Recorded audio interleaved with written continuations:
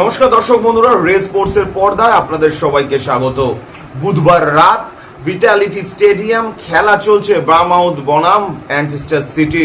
Manchester city কিন্তু তখনও সমতা ফেরাতে পারেনি, 1-0 গোলে হারছে ম্যানচেস্টার সিটি। এবং উল্টো দিকে হাইভারি হাউস 75 ডিটন পার্কের নর্থ লন্ডনের কিন্তু একটি হাউসে তখন চলছে চাপা উত্তেজনা। তখন প্রচুর মানুষ সেখানে, এবং তারা কিন্তু তাকিয়ে রয়েছে এই খেলার দিকে। কেউ বসে রয়েছে, কেউ দাঁড়িয়ে রয়েছে, কেউ হয়তো উত্তেজনায় মাঝে মাঝে লাফিয়ে উঠছে। শেষ বাঁশি বাজলো ভিটালিটি স্টেডিয়ামে। ম্যানচেস্টার সিটি সমতা ফেরালেও ম্যাচ জিততে পারেনি। তারপরে কিন্তু উৎসব শুরু হলো সেই হাইভারি হাউসে, কারণ সেটা আর্সেনালের ক্যাম্প বা আর্সেনাল ক্লাবের অ্যাড্রেস। ইউনাইটেড কিংডমে কিন্তু এই অ্যাড্রেসেই বিগত 3 বছর ধরে দ্বিতীয় হওয়ার যে কষ্ট, সেই কষ্টটা চেপে বসেছিল। এবং এইবারে প্রথম 2025-26 মরশুমের শুরু দুর্দান্ত আর্সেনালের। তারপরে মাঝখানে কিন্তু আবার কিছুটা পদস্খলন, কিছুটা পিছিয়ে পড়া, ম্যানচেস্টার সিটির সাথে হার, এবং ম্যানচেস্টার সিটির সাথে হারের পর কিন্তু আস্ফালন দেখিয়েছিল পেপ গার্দিওলা। প্রেস কনফারেন্সে বলেছিল যে শেষ মুহূর্তের বাজিমাত কিন্তু ম্যানচেস্টার সিটি করবে। তবে সেই সব আস্ফালনের জল ঢেলে দিয়ে তারই শিষ্য মিকায়েল আর্তেতা শেষ 3 বছরে যেটা করতে পারেনি, এবছর সেটা করে দেখালো।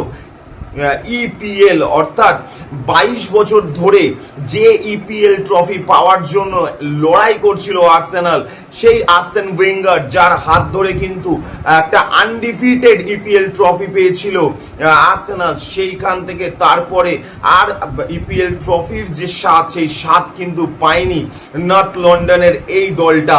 যাদেরকে ভালোবেসে তাদের সমর্থকরা, বা যাদের সমর্থকদের ডাকা হয় গানার্স বলে, সেই দলটা কিন্তু এইবারে পেল ইপিএল ট্রফি, অর্থাৎ ইংলিশ প্রিমিয়ার লিগের ট্রফি। এবং ইংলিশ প্রিমিয়ার লিগের 2025-26 মরশুমে একটা ম্যাচ বাকি থাকতেই কিন্তু চ্যাম্পিয়ন হয়ে গেল আর্সেনাল। এই মুহূর্তে ম্যানচেস্টার সিটি যে জায়গায় দাঁড়িয়ে আছে 78 পয়েন্ট নিয়ে, এক ম্যাচ, শেষ ম্যাচ যদি অ্যাস্টন ভিলার সাথে জেতে সেখানেও কিন্তু 81 পয়েন্টে দাঁড়াবে। এবং আর্সেনাল কিন্তু 82 পয়েন্টে ইতিমধ্যেই দাঁড়িয়ে আছে।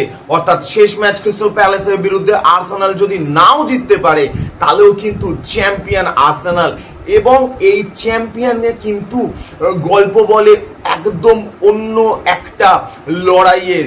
এই লড়াইটা কিন্তু অনেকটা সেই পিছন থেকে উঠে আসার লড়াই, যেখানে প্রায় শেষ 22 বছরে কখনো চতুর্থ, কখনো পঞ্চম, চ্যাম্পিয়ন্স লিগ থেকে বেরিয়ে যাওয়া, তারপরে চ্যাম্পিয়ন্স লিগে ফেরা, কিন্তু ট্রফি না তুলতে পারা, অর্থাৎ ইংলিশ প্রিমিয়ার লিগ প্রত্যেকবার দ্বিতীয় হওয়া। এবং সেই যে কষ্ট, সেই কষ্ট কিন্তু এবারে সম্পূর্ণভাবে লাঘব করলো মিকায়েল আর্তেতার ছেলেরা। শেষ যখন আর্সেনাল ট্রফি জিতেছিল, তখন হয়তো বুকায়ো জাকা, যে আর্সেনালের সবচেয়ে বড় তারকা এই মুহূর্তে, তার হয়তো বয়স ছিল খুব বেশি হলে 3 থেকে 4 বছর। সেইখান থেকে দাঁড়িয়ে এইবারে আর্সেনাল কিন্তু ট্রফি তুললো, এবং সেই ট্রফিতে কিন্তু হাত রয়েছে বুকায়ো জাকার, হাত রয়েছে মার্টিনালির, হাত রয়েছে গ্যাব্রিয়েলের, হাত রয়েছে জেসুসের, হাত রয়েছে কিন্তু ভিক্টর গোকারেসের। সেই ভিক্টর গোকারেস যে কিন্তু এসেছিল, তাকে নিয়ে আসা হয়েছিল স্পোর্টিং সিপি থেকে, এবং নিয়ে আসা হয়েছিল গোল করার জন্য। এই সব কটা লড়াই একসাথে মিলিয়ে কিন্তু চ্যাম্পিয়ন হলো আর্সেনাল। এবং গানার্সরা সবসময় একটা গান গায় যখনই আর্সেনাল স্টেডিয়ামে খেলা হয়, যে happen whatever we always Arsenal forever, happen take। গানার্সরা কিন্তু একটা গান সবসময় স্টেডিয়ামে গায়, যে happens what ever we Arsenal for ever. এবং এই ফর এভার আর্সেনাল থাকা ফ্যানেরাও কিন্তু কালকে প্রচন্ড উচ্ছ্বাসিত।